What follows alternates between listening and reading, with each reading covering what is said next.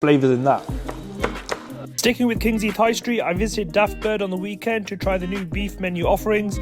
This included a few different types of burgers as well as the new beef loaded fries. And this is how it went. This is the spiced ribeye beef burger. Let's have a look.